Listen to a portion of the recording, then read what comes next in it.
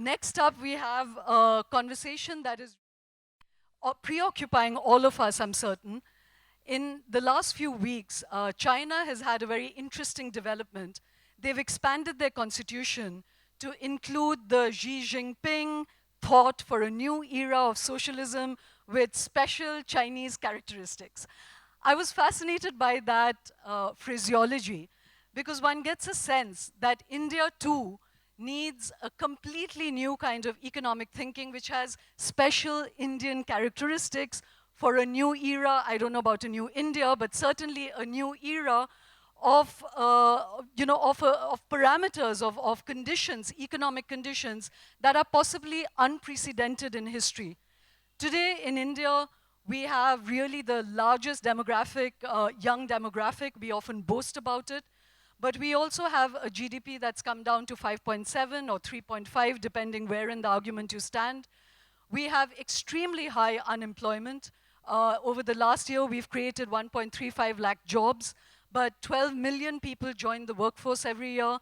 About 100 million people are already looking for work. Over the next few years, we're going to have 400 million people join the workforce. S&P has brought down the investment environment in the country, downgraded it. Credit Suisse speaks of India as going through a period of fog. We have incredible agricultural distress. 12,500 farmers committed suicide last year.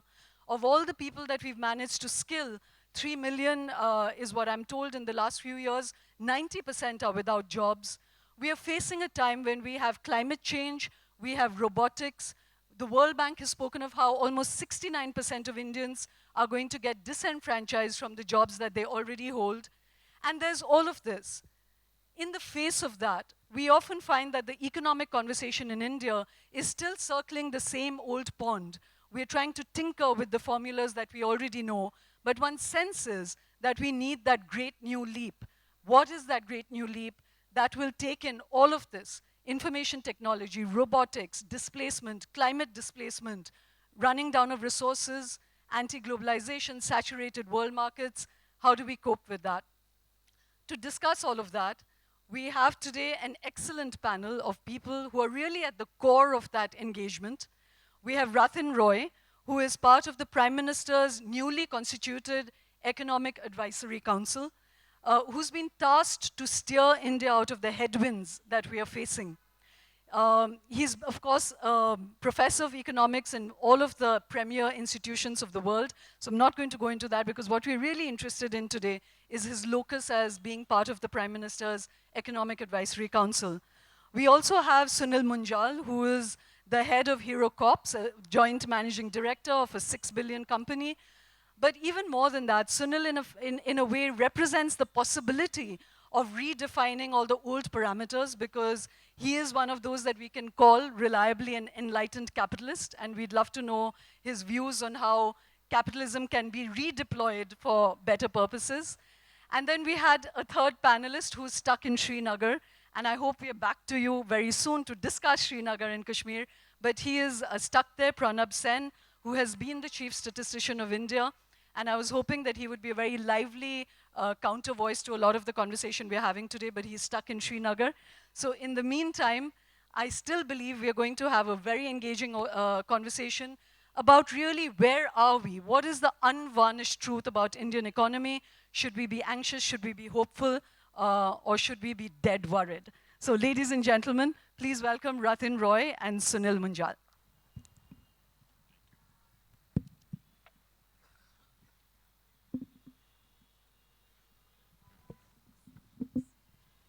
You know, as I just said, Rathin, you've been tasked with a very, very big task, which is to pull India out of what one feels are headwinds. And one has got a sense that even the RSS has warned the government that even while it is doing very well politically and really winning election after election, that there is a sense of economic anxiety on the ground.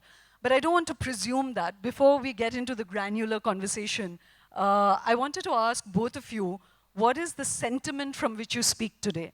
Is there a sense of anxiety, concern? As I said, are you just dead scared? How do both of you feel about where we are economically and where we will be? Thank you. I mean, after Abhinav Bindra's massively, I think, inspiring story of success, this is going to be a bit boring.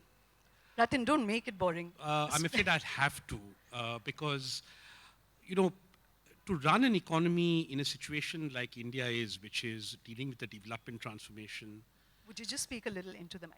Yeah, dealing with the development transformation that involves so many different factors, so many different constituencies in a democracy where people's views, unlike some other large countries I could name, are respected and not, rode over roughshod. The one thing you need is calm amidst the hype. This is a big country. It has grown reasonably well in the past. I believe there is potential for us to grow reasonably well in the future. What I do not like and do not want to do is get into sort of emotional highs and lows over quarterly judgments, just because these quarterly judgments are now available and they were not available 10 years ago. So where is India today? We're a country that has substantially, if not in full measure, won the war against poverty, but we also know that we haven't fully won it because there are many things we need to do that we have not done. We're a country that embarked on liberalization in 1991 and has managed in that liberalization to bring benefits to a number of people, including almost everyone sitting in this room, me included, ladies and gentlemen. We have a lot to celebrate from liberalization because none of us would be in the income brackets that we are today were it not for the opportunities that afforded. And therefore, I think we have an obligation to think about those who have not actually managed to gain from it and do so calmly. Doing so calmly involves understanding that if we're all in this together, it cannot be the case that when I started my career in Sri Ram College of Commerce for 3 months as a lecturer in 1989, my salary was 3,000 rupees a month. And a Maruti car then cost 1.5 lakhs. My first bike was a Hero Honda, but I won't tell you the price because that won't make my argument. He's been good at his job. That's 4 years' salary. Today, my equivalent joining the Sri Ram College of Commerce, not a great job, a nice job, earns 40,000 rupees a month. So he can buy or she can buy a Maruti with 4 months' salary. Think air conditioners, think cars, think two-wheelers. We have done the job there for the middle class. But then think food, think footwear, think housing, think health, think education. Those prices have not changed. So I think now what we have managed to do is spark an elite-led economic transformation. Our job now is to make that more broad-based, and I think we can do it by producing what the common people of India consume in ways in which we make things affordable. And that is going to be a big challenge. There are no easy answers. And that would simultaneously then solve the employment problem. So, Rathin, I'm going to come back to you. As I said, before we get you into the granularity, I wanted to understand the sentiment. So, very broadly, you're saying you feel fairly calm amidst the hype. That do you feel that there is a hype about the economy right now? There is no hype about the economy. There are people looking at quarterly data and saying stuff. There is no reason to be concerned about the fundamentals of the Indian economy because we have a strong polity, strong institutions, and the very fact that this hype makes us reflect on where we are going and take action, whether oppositionally or within government, means that our fundamentals are right. We are collectively trying to make sure that we grow together. So there's no need for panic. It's not that the fundamentals have changed in a way in which we require drastic or revolutionary measures. What we require is an ability to understand where we are doing things wrong and what we haven't done before that we need to do right. And that is something you can only do when you're calm, as any CEO will tell you. As I said, if Pranab was here, he could have asked some of the uncomfortable questions because he's been having a pitched battle with Surjit Bhalla on the pages of Indian Express. But so I'm going to stand in for Pranab now and ask all the adversarial questions. It's fascinating that when I said hype, you spoke of the opposition's hype in terms of negativity. There are many people who believe that the government's claims on how well the Indian economy is doing is also hype, So it's like, much like Abhinav's panic and no panic training, who's doing the hyping is itself a contentious thing. So let me come to you, Sunil. As I said, what is the sentiment from which you are operating, And just to throw one more thing into the pie, that Sunil Mittal just spoke at the World Economic Forum, and he said that 200 of India's top corporates are cutting back massively on jobs. And he said if this continues, then Indian corporates, Indian entrepreneurship is not going to be able to take the country along with them, and that there is real cause for concern. Do you share that, or are you feeling more sanguine? Yes and no. And I'll explain why I'm saying this. If you take a step back, first, I completely agree with Rathin. It's anticlimactic to have a discussion on the economy after an inspiring address by an Olympian. If you take a step back, go back a little bit in history, and I mean really go back, before 1500. That's about the time the Mughals came in here. As a single nation, we were doing 21% world trade, one nation. 250 years they were here, they ruled 200 years, or the British ruled here.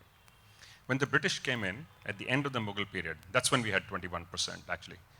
And Great Britain then had 1% world trade.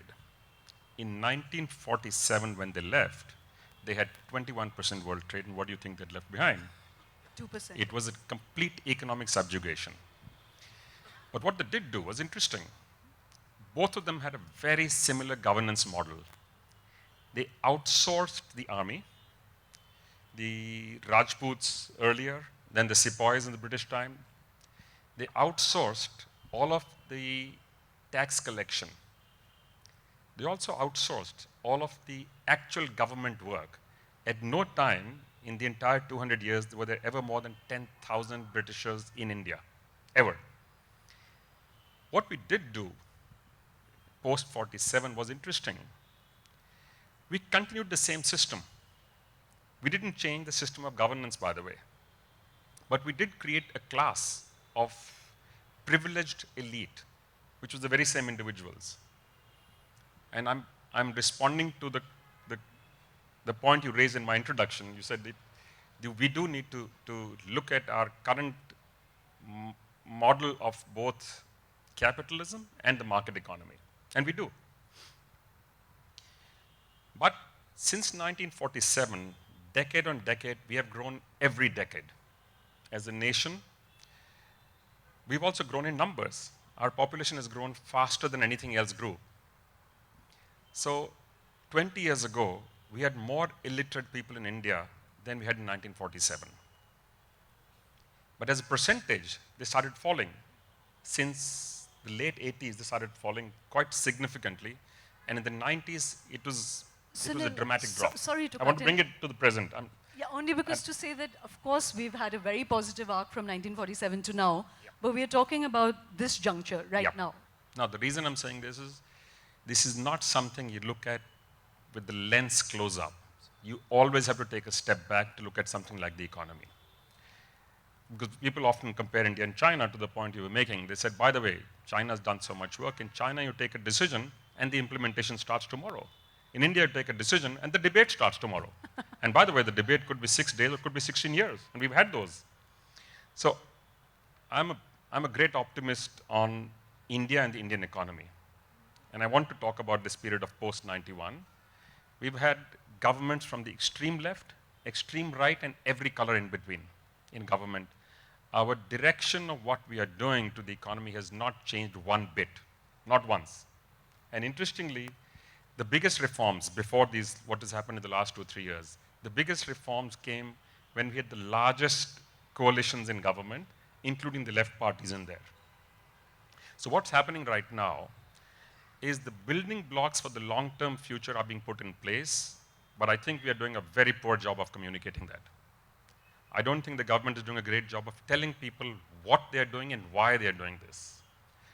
The pain which comes in through the implementation is what everybody gets focused on, and it's obvious. If it pains me today, I'm going to talk about this today. But there's no great hope that's been put out that this is how this will transpire over the next weeks, months, or years, and this is what you will benefit out of this. And I think that's a tactical mistake we are making.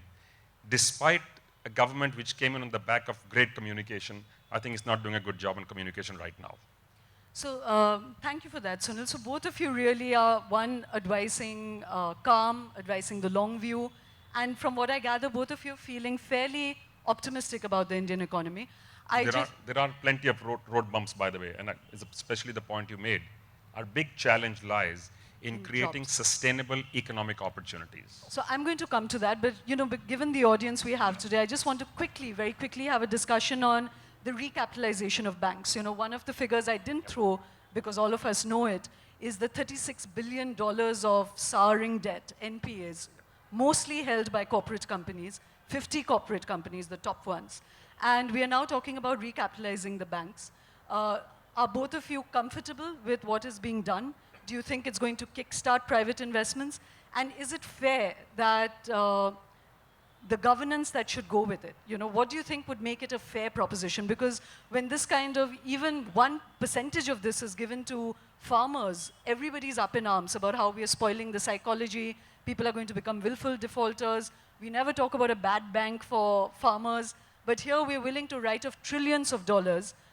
What do both of you feel about that? And what's the correct way that we should go about it? So this is a very, very big issue for India.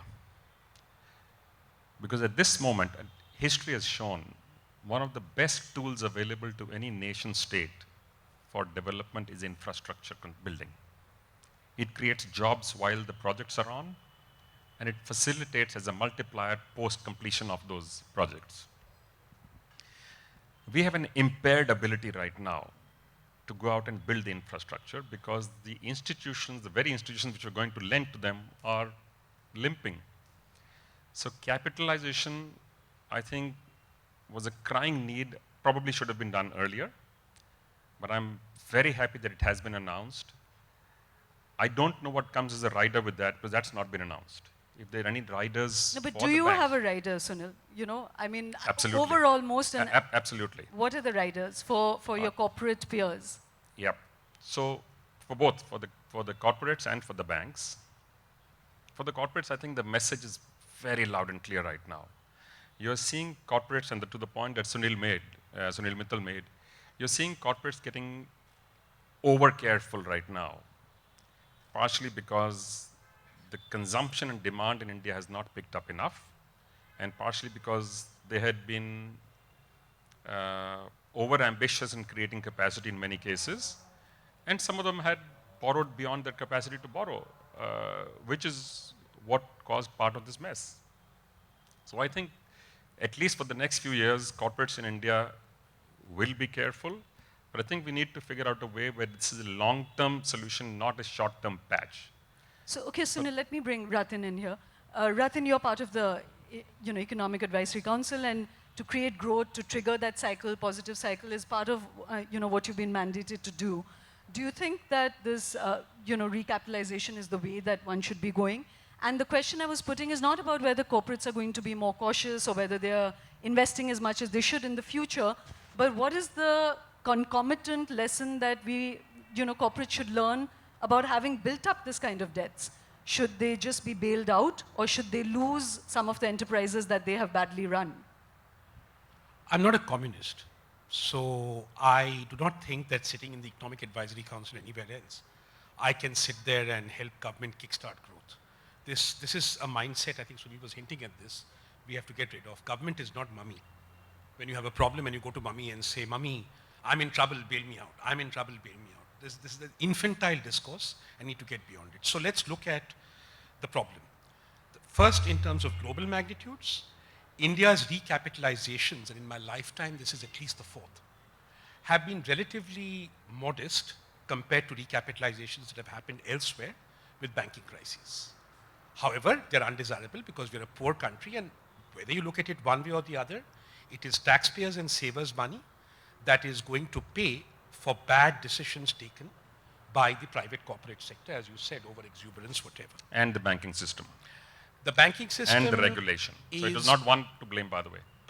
No, I'm saying bad decisions taken by them, which we have to necessarily bail out. As government, there's nothing we can do. So by them, I include the banking system, which is public sector, but if it were private sector too, we'd have to bail them out. In fact, the most indebted bank today is a private sector bank. So it doesn't matter who owns a bank.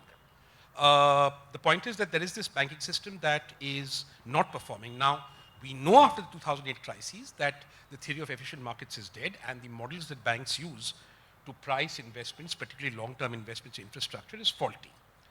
So what we need to be absolutely sure about, and there I must confess I'm disappointed, is we don't talk about reform in the future continuous tense, which is a bipartisan problem.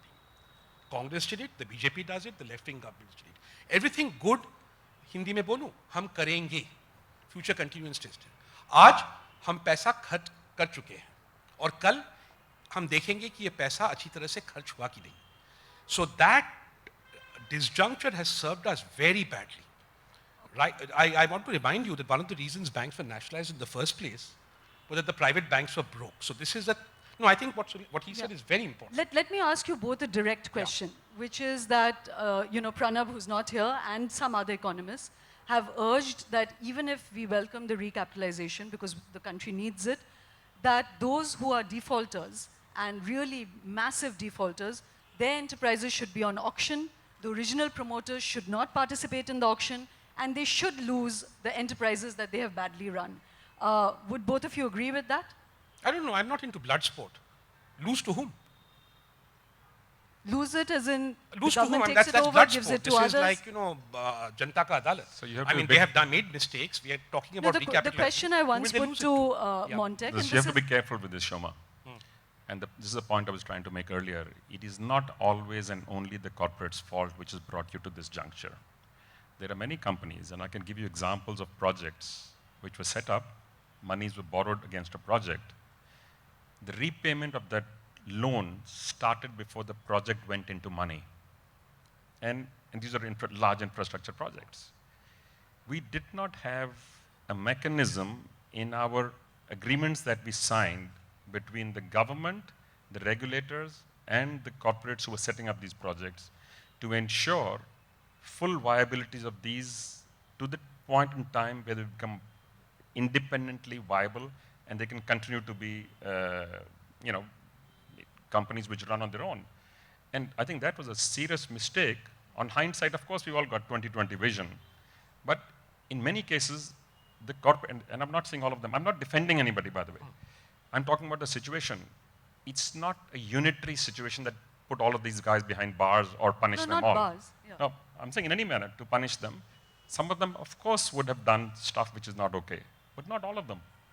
Sure, case by case, not arguing for an umbrella thing. We'll move away now to some of the other big issues, but I just wanted to leave this thought because, when one speaks of the variables, the unviability of projects, all the X factors, this is not a conversation and a courtesy that we extend to the farmers of India, who deal with great variables as well in what is essentially entrepreneurship there as well.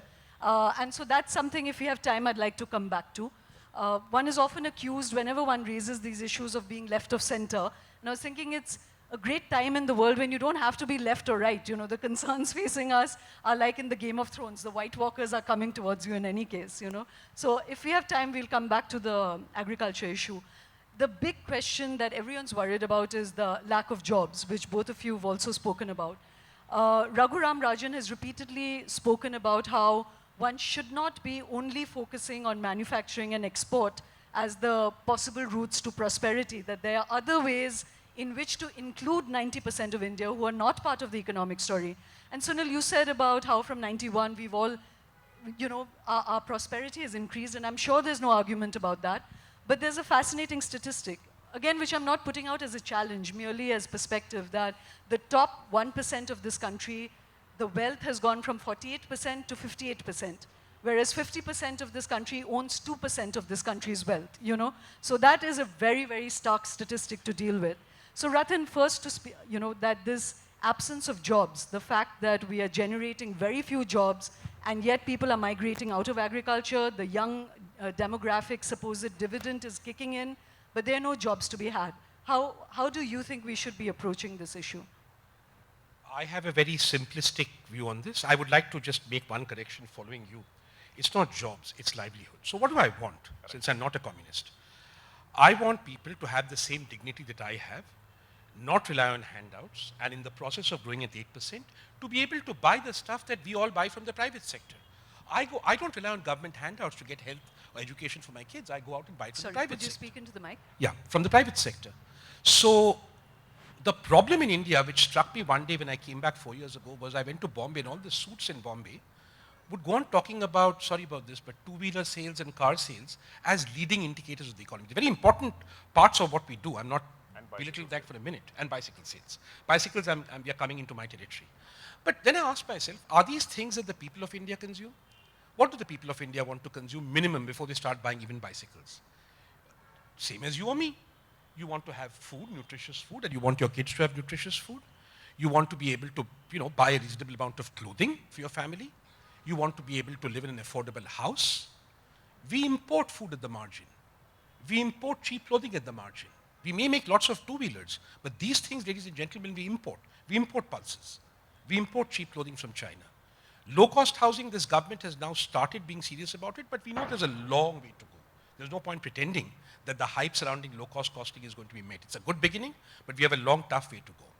Just my city, Bombay, take a helicopter ride, you're all rich people, and look at Bombay. Bombay from the ground is a city of skyscrapers and Ansi, Mumbai. From the helicopter, it's a city of slums. Health, education, 5 simple things that the people of India want, and we do not produce adequately. There's no pretending that there's not excess demand for food, for clothing, for housing, for health, for education. Now ask yourselves intuitively, there's no economics here. Aren't these labor intensive? If you were to produce health, education, food, housing, clothing, aren't these places where people would get livelihoods? If they do, then perhaps I don't have the full answer.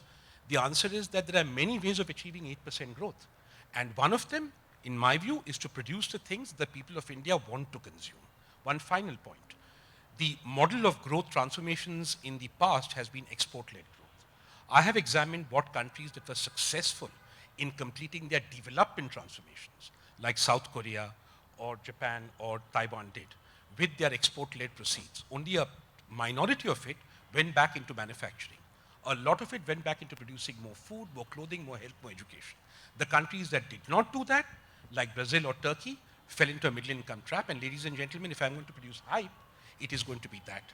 I do not want to be the country that fell earliest into a middle income trap. And unless we start worrying about these 5 basic things, which will not happen in the Taj Mahal Hotel, we are heading for a middle income trap. So if you want to worry, I've just given it to you. So I'll give you 3 different perspectives, including a potential solution. One, there is this impression in everybody's mind that large corporates are the ones who are going to fix these problems. Large corporates do not create jobs anywhere in the world. Thank you for saying that, Sunil. Okay? What they do, That is not the average economic conversation in the country. what they do, no, you need to understand this. What they do is create the environment, system, logistics, branding, the R&D for mid-size and small enterprises to create those jobs, to create those products, to create those services, and to create the exports. All of the value. So this is a value chain. So if you look only at the large corporates, you're actually not quite addressing the problem at all. And you have to understand that 94% of India's labor is not the organized labor that we're looking at. 1% of the labor which is employed is unionized labor. Unionized labor has driven labor policy in India right since 1947. Today, when somebody sets up a new enterprise, he or she doesn't think of how many people will I employ. They say, how few people can I employ? Okay, that's a plan. You ask anybody here who's running a business, and that's the way you approach a business right now. Because we have the stiffest labor laws in the world today, mind you, in the world, including communist countries, by the way. And I think this is another thing the government needs to address head on. How do you create, not how do you protect a job, how do you create overall employment and economic opportunities in this country? And I think we've still got this backwards right now. There is a whole slew of sectors which are massively, to the point you made, Rathin, were massively job creating. I had this argument with 2.5 RBI governors. Why would you discourage? Who's the half, Sunil? Why would you discourage house construction? There are 154 sectors directly connected with home construction. Just one industry, vertical. After the automotive industry, it has the largest multiplier on the economy and job creation. What happens is, by the way, and it's also the largest consumer of unskilled and semi-skilled labor. One of the bigger challenges we have is for people to be again, I'm using the word sustainable again and again. You can create short-term jobs. You can create short-term opportunities, but that's not good enough. That's not what you want. You want them to be able to evolve as the environment changes, and the environment will change. That's the only constant we have around us. And for that, there are some prerequisites. And we are still not doing enough on that front. Not just skilling people with the one-off skill, skilling them with the ability to learn. That is more important than any skill that you can give anyone. The ability to ask the right questions, the ability to learn is a unique ability. But it's possible to teach. By the way, we are teaching this in our university right now. We made it compulsory. We're teaching everybody some of this stuff. And we're saying don't teach them any answers, just the ability to ask questions. And then figure out what's my truth, what's your truth could be different. Well, thank you. We're going to continue the conversation. The reason I'm thanking you is that we've had a lot of economic conversations at Algebra and elsewhere. You see it on television every day. And like I said, one was really circling the same pond again and again, which is, I'll throw you a figure which I just checked with Mr. Chidambaram, who's sitting here, whether it's a real figure. And the figure is that the manufacturing sector, since 1991, has created only about 10 million jobs, formal jobs. 10 million jobs, and out of that, 3.7 million are the ones that were created in the formal sector. Whereas we have 400 million people or more in the informal sector. And yet we always speak of that as the leftist concern, as people we are not interested in, not understanding the connectivity between the bottom half of the pyramid becoming enabled and continued success and prosperity for the top half of the pyramid. And in terms of job creation, literally this is the first time that I've heard two economists sit on a stage and speak of other ways of employment generation rather than purely through kickstarting a capital intensive. I'm going to give you another one. You're going to? Okay. I'm going to listen to that before we move on. Yeah. So one of the other areas, and it's a fact, by the way, that if you look at India right now, 68% of India lives in the rural areas. 54% depends on agriculture as a primary source of income, or so. Actually, all 68 does, because the person who repairs the tractor because it's used on the farm again. And agriculture is contributing less and less to the economy. With the result, people are getting up and walking away from the rural areas into towns and cities, where the infrastructure is already creaking, which are not creating enough opportunities. Many of these people in the rural areas have a unique skill which has come down from generations. Parents have taught their sons and daughters the skill that they were using in the arts and the crafts. Artisanal skills are an amazing part of our heritage, which we are losing. And I read a scary figure, I don't know if it's correct. They said we are losing about 1% a year, year on year, every year since the last 30 years. So if you've lost, because what happens is, it's not documented stuff. There's no blue book for this. If a kid whose parents have that skill gets up and walks away, that skill is gone forever. It's finished. And he or she goes to the village, or goes to the town, becomes a bricklayer, or a chowkidar, or a rickshaw puller, or just a hoodlum, if there's no real job available. Sunil, could I just ask? I have a solution, hang on. Okay. No, it's a very serious conversation, and I'm glad you raised this, because we don't talk about this enough, because it's not part of the mainstream India. Now, if we are able to create the same artisanal skills into products and services which are desirable by contemporary India and contemporary world, you have, and there are different numbers which float around. I read one which said 140 million people can be positively impacted. There is no other industry sector in this country that you can ever create or ever promote or ever grow which can have that kind of impact. There isn't one. And what is Hermes? What do they do? It's the same guy. There was a mochi making jutas, he started making bags. There was somebody who was making scarves, started packaging them well. We have designers like Ritu sitting here. Now, we need to blow this up 10,000 times. The opportunity and the possibility is all real, and it's here. Wow. I think both of you are giving some really radical ideas today. The question I was trying to pose to you, Rathin, maybe you can answer that, is that we have a profile of audience today that is largely, high net worth individuals, corporates, the elite of Delhi. why should they be interested in this conversation? You know, as I said, I'm personally feeling very excited by what you're saying, because usually I'm always described as the leftist when one tries to raise these concerns. But hearing both of you say this, would you help make that synapse? Why should this audience be interested in this conversation? Is this a noblesse oblige? Is this charity? Or is there selfish interest in this? Your high net worth individuals, how many, I've lived in Brazil for 4 years. How many of you have been to Brazil? Into Brazil. And how many of you have been to Turkey? Okay, these are both countries in the middle income trap. Do you want us to become like them in 10 years? Do you want to be in a situation where you, the elites of Delhi, live in Sao Paulo, or do you want Delhi to be a city with public transport where you have enabling environments and you as high net, I used to say this in Africa, what's the point of being a high net worth individual and owning whatever cars you guys drive, BMWs, I don't know, and driving them on crappy roads, and driving them with bad traffic, and driving them with bad infrastructure. So if you want to be high net worth individuals, enjoy your life in India. And the way you're going to enjoy your life in India is by making this country genuinely egalitarian and developed. It's in your interest. Well said. Your kids should not have to live like you in little enclaves as basically a bunch of third world elites with money and that sort. Well said. Right? Yeah. It's complete self-interest. Oh, that's quick. So I want to give 2 reasons why you should. One is defensive, and one is in self-interest. 6 months before the revolution took place in China, in France, any of them actually, you can go, I don't need to go into them. In all of them, I'm saying, Russia, 6 months before that, nobody could have predicted there's going to be a revolution. But what happened was a perfect storm. The gap between the haves and have-nots grew. And the availability of that information got widespread. Today, in India, that is happening every day. You're sitting in a village, somebody says, what's wrong with me? If I step outside my home, there's no road, it's just a pothole. I'm living with 6 kids in 1 bedroom or 2. There are people, and they can see this on media, thanks to all kinds of media.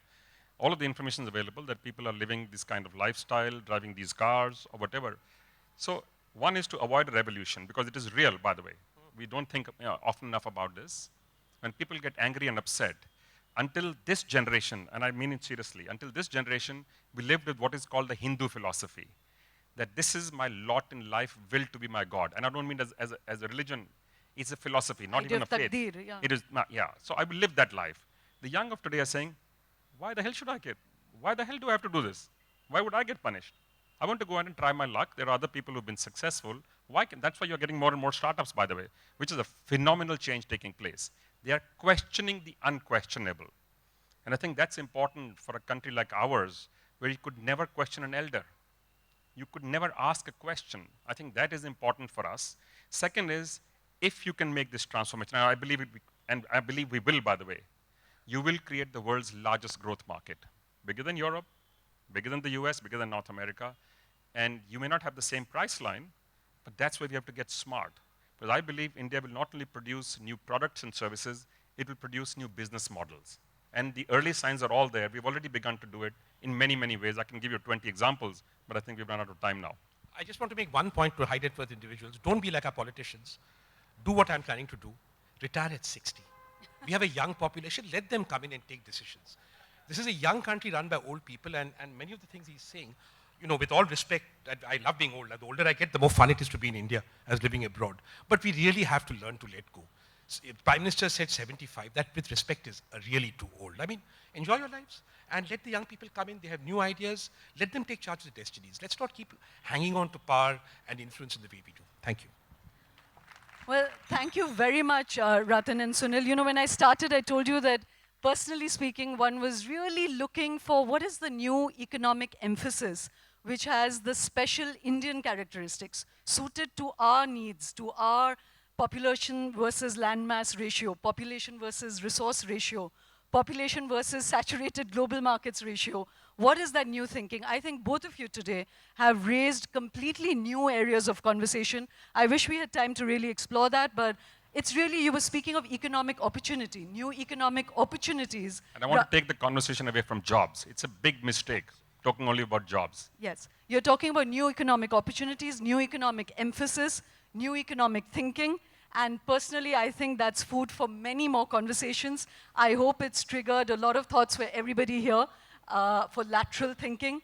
And as you said, that might just bring 90% of India into the growth miracle that the rest of us have enjoyed. Thank you very, very much for this invigorating conversation. I wish we had had time to speak about agriculture, but we don't, and I hope you'll both come to Gurgaon By the way, that's or also to our one of our next biggest edition opportunities. of Algebra in Delhi. Thank you very much.